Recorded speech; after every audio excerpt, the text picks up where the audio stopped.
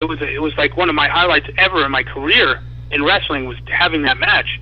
And Dusty and I had kept in touch after the big event, and he was helping me with the Great Adventure and telling me how to deal with the corporate end of it and what I should try to give them. And he just really became like just a friend. And the day he passed away, it was very hard. I mean, it was one of the hardest deaths I've ever taken in wrestling. And I've lost some very good friends like Chris Candido and Road Warrior Animal and Dennis Corluzzo, and this ranks right up there as one of the hardest days of my life. Yeah, I mean, you're deep into a lot of guys from back in the day. Not just passing bys and them showing up to one show. You have real relationships with these guys, and I can it's like losing. I guess you could compare it to losing a family member. Dusty was the nicest guy I ever met. He got off the plane. We hadn't seen each other in years. We picked up like if we had never missed a beat. I got him to his hotel. He went to bed. Got up the next morning. We got to the building, and he was all business. And I was like, okay, maybe he just doesn't want to be bothered. Some guys are just all business. And then about a half hour in, he goes, okay, I'm comfortable, Daddy. Let's start talking. You remember that time in Florida? And I was like, how the hell do you remember that match? And we just started talking, and we just completely, it was the most utter amazing thing to me was watching 50 other pro wrestlers come up, like, what's his name from TNA, the kid who just won their belt, Ethan Carter? Yeah. Coming up and hugging and kissing him, to see Bubba Dudley and Devon Dudley go up to him and bow down with the respect that they had for Dusty, and guys like AJ Styles and Larry Zbyszko, and guys that are legends themselves coming up to him and saying, Scott Hall, like, just putting over Dusty, like, you wouldn't believe what he did for their careers and how much he taught them, and the respect that the greatest thing I could say to Dusty's family is to sit in a convention and watch his peers idolize him the way fans idolized him says all you need to say about what he was to this business. Yeah, I did some reading up on him, and he was just so heavily involved in so many careers and the direction that they went. And who knows what would have happened with his careers if he wasn't involved. I mean, they might not even be a name. Especially his days back. And there would have never have been a WCW. There never would have been a Monday Night Nitro. There never would have been a Ric Flair if there wasn't a Dusty Rhodes. And people got to realize that. To have a great champion, to have a great character, you need a great adversary. And the Four Horsemen, who did they beat up every week? Who did they have their feud with? It was Dusty and the Road Warriors, Dusty and Magnum, Dusty and. It was always Dusty as the main character. It was always Dusty versus Flair, Dusty versus Harley. Those were the feuds that people remember.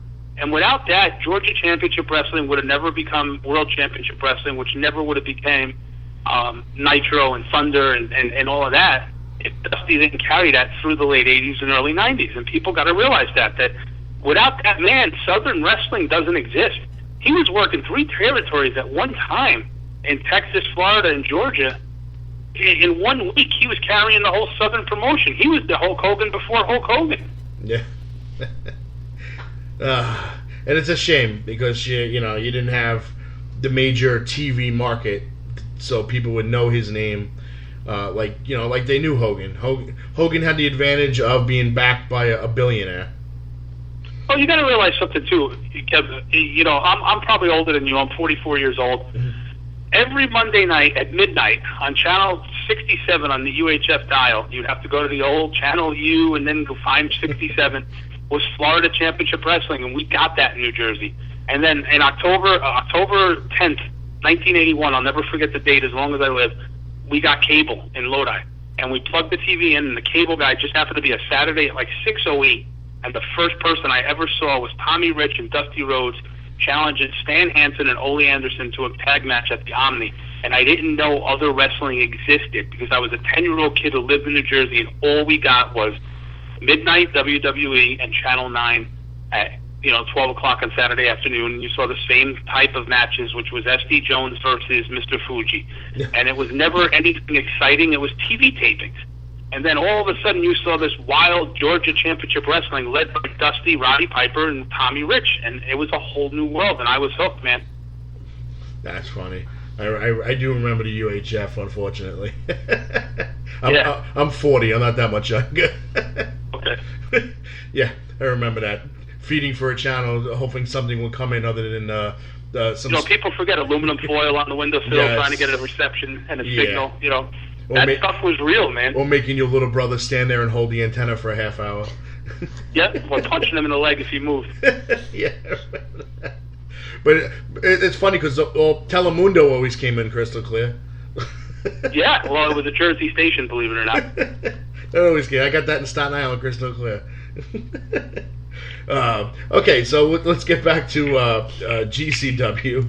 Now, I'm gonna ask. I just want to ask this question. It came up to me as not really a question. It was kind of thrown at me, and I don't want to insult anybody with the question. You can elect to answer it or not. It's up to you. The incident that happened with Danny Demanto and Savannah, none of that has anything to do with the company change or anything. No, absolutely not. The company was changing no matter what. I mean, it's unfortunate. It's a wrestling match. People get hurt. Yeah. I really don't want to comment too much into it because I just don't want to comment because I wasn't in the ring. Right. The spot was called. There's no question about that.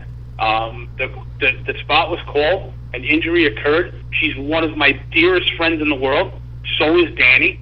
Unfortunately, I'm in the middle of this nonsense, but she got injured, and nobody in the world should ever be injured. This is a craft that we practice long and hard. She's a trained professional. She was hurt.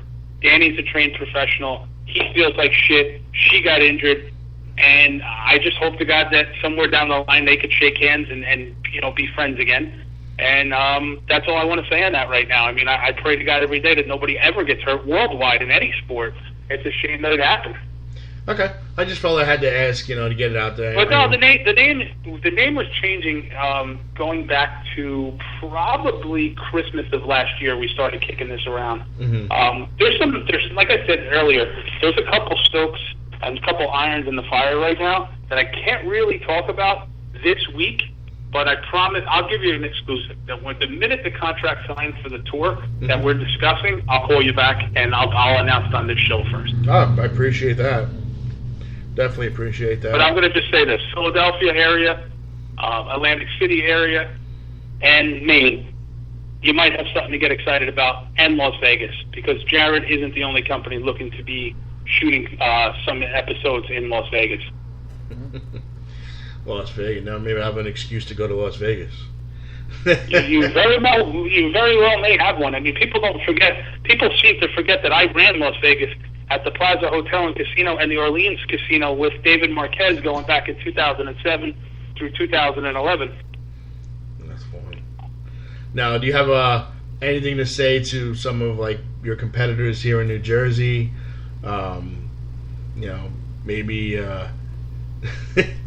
you guys dragged your feet, so it's your state now. See you later. What do you say to your competitors like I said, now? I don't. Listen to me. I want to clear some stuff up, and I mean, I'm glad. I hope people get to hear this. Everybody says, oh, you hate PWS. PWS hates you. No, I don't hate anybody, bro. They run their shows. They do their thing. Kevin, Pat, and Eric, you know what? God bless you. You establish yourself an amazing market. You draw phenomenally huge crowds in Rahway. God bless you. Make your money. I don't have a problem with anybody. The only people I hate in this business are Joe Panzarino. I think Joe, everybody accused me a year ago of being in business with Joe. I wasn't in business with Joe. I bought buildings from Joe. I paid cash for buildings and contracts he had with buildings. That's it. Joe robbed me like he robbed everybody else, and I don't speak to him. I don't like him, and that's it. That's the only problem I have in this business right now is with Joe Panzarino. Everybody else, Fat Frank and Pierre, fucking love them. Can't wait to sit down and eat with them down the Jersey Shore, get a couple cheesesteaks and bullshit with them.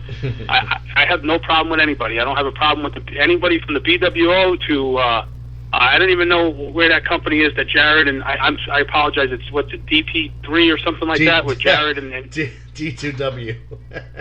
Yeah, I mean, I'm just brain dead. But you know what? I have no problem with those guys. I've talked to Jersey Devil. He's tried to bail me out of a situation where I needed something once, and I don't have a problem with anybody. I mean, UWF in Jersey and those guys like that I talk to, and like I said, I've been around since 1992. I ran my first show in 1994. I don't really, you don't survive if you carry grudges in this business. If Paulie could be in a ring with Vince, or Eric Bischoff could be the general manager of Raw, then what the fuck gives me the right not to like somebody in New Jersey? I like Eric Bischoff. I hate Eric Bischoff with a passion. Everybody hates he's probably Eric Bischoff. He's probably the second guy, and that goes back to a drunken tirade I have, and I really thank Bubba Ray Dudley, and I thank Devon Dudley and Samoa Joe from saving me at the big event when I was a little drunk and in a Ric Flair robe, half naked, running around and insulting Eric Bischoff, trying to get him into an argument. This was the recent one? Yeah. Oh, that was true. Yeah, it was definitely true. I was 2 bottles in of Southern Comfort, and Devon and me, and I 619 Abdullah the Butcher in a wheelchair. It wasn't funny. Oh, Jesus. Yeah, I heard about the robe and being half naked, and I heard about that part, yeah. Yeah, it was fun. I mean, you got hey, it's wrestling, man. It's wrestling, and if you live long enough and you have a chance to party with a guy like Samoa Joe and Devon Dudley and Abdullah the Butcher and Terry Reynolds, and you know what, man? It's just a great life. I'll be honest with you. As a kid, I was mesmerized by this sport. I never missed an episode of Georgia. I never missed an episode of WWE, WWF at the time, or even WWF when I was young enough to watch that. Mm-hmm. And if you're not a mark, you don't belong in this business. And when you get to hang out with guys that you grew up idolizing and loving, that's the guys who sucked us into this business. You know how cool it is to sit in a car for 2.5 hours and take a road trip with Jake Roberts? Or when Kamala would come to my home and visit my family and have dinner with us and sit down and talk. And, you got time for a great Kamala story? Yeah. My kid was in kindergarten, and they asked my daughter to draw a family portrait. And this is a total shoot. When we went in on parent-teacher night, the teacher asked to see my wife and I in private because my daughter drew a blonde-haired mommy with, a little skirt on and high heels, and there's Daddy in his Nike sweatshirt, and her little baby sister in the crib, and then there was a round circle that was painted black. And the teacher kept asking my daughter what that circle was, and my daughter kept telling her, that's my Uncle Kamala. And the teacher was like, what are you talking about, blah, blah, blah. And she finally dropped it and just chalked it up to an imaginary friend. And when they were showing off everybody's portraits that night at parent-teacher night, my daughter's wasn't up. And teacher brought us to the side and said she didn't put it up because my daughter drew her imaginary friend, Uncle Kamala, and she didn't want to embarrass her. And I said, no, she really does have an Uncle Kamala.